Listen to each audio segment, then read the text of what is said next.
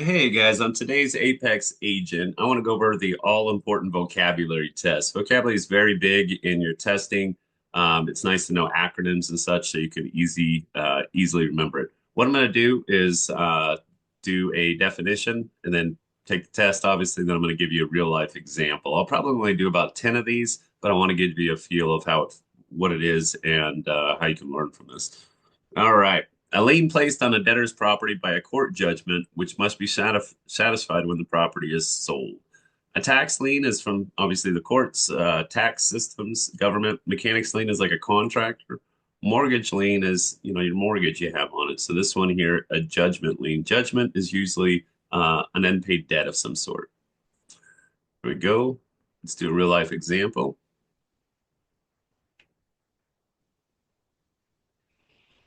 A judgment lien is a powerful tool that turns a court judgment into a secured debt, using the debtor's property as collateral. Sarah can't sell or refinance her house without addressing the lien. If Sarah tries to sell her house, the 20,000 judgment that she has must be paid from the sales proceed. The judgment lien will show up on Sarah's credit report. The lien remains until Sarah pays the debt or the contractor releases it.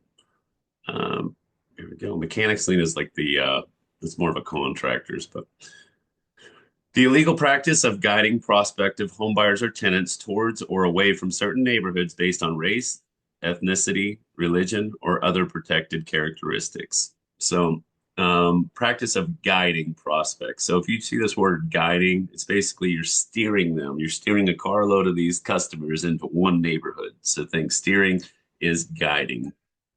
I'm going to do a real life example real quick.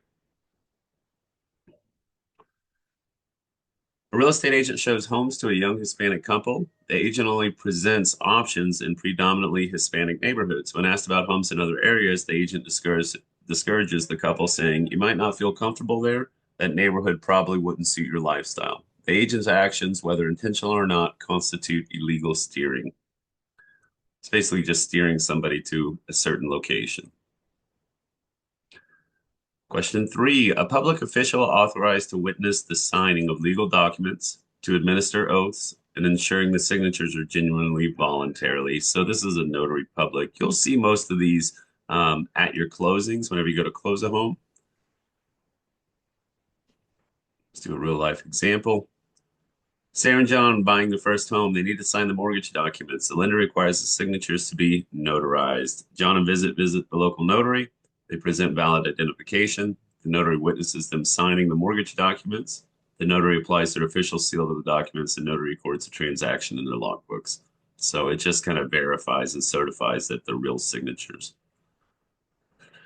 A contract in which the seller finances the buyer's purchase of property and the buyer makes payments to the seller until the full purchase price is paid, at which point is the title transferred. Seller finances the buyer's purchase of the property and buyer makes payments. So there's options on this. I believe this is a lease option where they're making payments on it. Seller until the purchase price. Let's see, if I get it wrong. Land contract. So I've seen a lease with option to buy, and that's why I clicked that. But let's see what they're trying to get you to know for the test. A contract in which the seller's finances the buyer's purchase of the property. The buyer makes payments to the seller until the full purchase price is paid, at which point is the title transferred. Land contract. So land contract is also known as a conditional installment sales contract. Is a seller financed agreement where the buyer makes payments until the full price is paid before receiving the title. So looks like on a land contract, they obviously have to make payments on it. They are the bank, and instead of filing a lien and put it in your name, they just keep it in their name. Once it's finally paid, then they transfer the title. Or I'm sorry, the deed to the house. All right, question 5. A short-term loan used to finance the construction of a building or other project, typically replaced by a permanent loan once the construction is complete. I believe this is a construction loan. Bridge loan usually covers when you go to sell and you're buying the next home. Interim loan could be, let's click construction. Yeah, interim loan. An interim loan is a short-term financing option used during construction, which is usually replaced by long-term financing option project completion. So I've seen a construction loan too, where they have it for the construction process, and then when it's done, they have a refinance. But on this one, they just want you to know interim loan. It's a short-term loan, interim loan. Interim loan is a short-term financing option used during construction, which is usually replaced by long-term financing upon project completion. So I don't know if they're just trying to trick you on the test, but just remember, a short-term loan is an interim loan. Yeah, during construction. So short-term loan, interim loan. A legal document used in real estate transactions that transfers the legal title of a property to a trustee as a security for a loan while the borrower remains equitable title. So, a legal document used in real estate transactions that transfers the legal title of a property to a trustee. I believe this is a trust deed. Let's see. Yeah. Um, so I took this from you see the trustee there. A mortgage is just so the borrower retains equitable title as security for a loan. So a mortgage, they don't transfer the title, it's in your name. The deed is the deed to the property. That makes sense. A lien is, something that's owed on the property. So I just put my guess for this one for the test taking is process of elimination and trust deed. Let's find out what that is. A trust deed is a legal document that transfers the legal title of a property to a trustee as loan security, while the borrower retains equitable title. Let's do a real life example on trust deed. Johnsons want to buy a $300,000 house. They get a loan from Sunshine Bank for $240,000. Instead of a traditional mortgage, they use a trust deed. The Johnsons sign a trust deed. Legal title transfers to a trustee, often the title company. The Johnsons keep equitable title and live in the home. Borrowers are the trustor. The beneficiary is the Sunshine Bank. Trustee is reliable title company. The trustee can initiate foreclosure more quickly than with a mortgage. The process is called a non-judicial foreclosure. The trustee transfers legal title back to the Johnsons once it's paid off, and the trust deed is dissolved. A clause in a mortgage or loan agreement that allows the borrower to pay off the loan early, often with or without a penalty. I believe this is a prepayment clause because I always hear prepayment penalties. Yeah, that's good.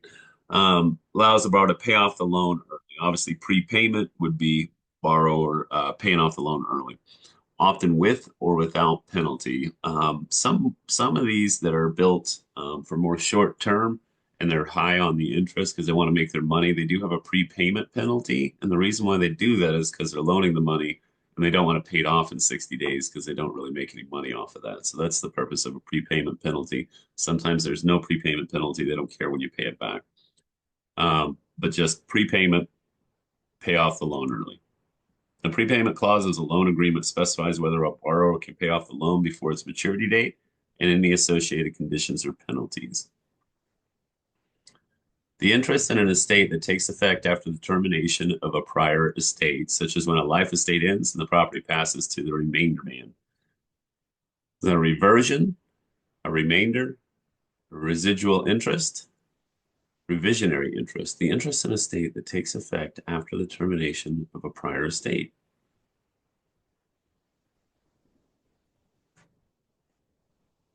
Remainder, such as when a life estate and the property passes to the remainder man. It's a remainder for the remainder man. Such a weird word with that one. A remainder is the interest in an estate that becomes effective after the end of a prior estate, such as when a life estate terminates and the property transfers to the designated remainder man. Let's do a real life example. Mr. Johnson owns a large family home. In his will, he creates the following arrangement. His wife receives a life estate in the property. Their children are designated as remainder men. So that just means she's allowed to live there until her passing, and then it goes to the remainder men. Miss Johnson can live in and use the property for her lifetime. When Miss Johnson passes away, her life estate ends. At that point, the children's remainder interest becomes active. The property then transfers to the children as full owners. The remainder interest exists from the moment it's created in the will, but it doesn't take effect until the life estate ends. This arrangement ensures both Miss Johnson lifelong right to the family home, children's future ownership of the property. So for test taking on this, The interest in an estate that takes effect after the termination of a prior estate is remainder. Like that's a trick question a little bit, but remainder. So it's remaining after the life estate. All right, question 9. A type of housing where multiple separate units are contained within one building or several buildings within one complex. Type of housing where multiple separate units are contained within one building or several buildings within one complex. I believe this is a condominium, um, multifamily residential.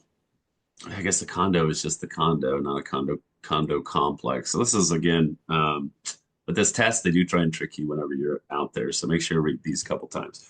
Multifamily residential refers to a type of housing where multi-separate housing units are contained within one building or several buildings within one concept, such as an apartment building. So I was thinking condo building, but condominium might just be talking about the one home and not all of them. See, multiple separate units within one building. Multifamily residential townhouse, we know what that is. Condominium, we know what that is. I think the thing with these is that they are singular, and this is multifamily residential.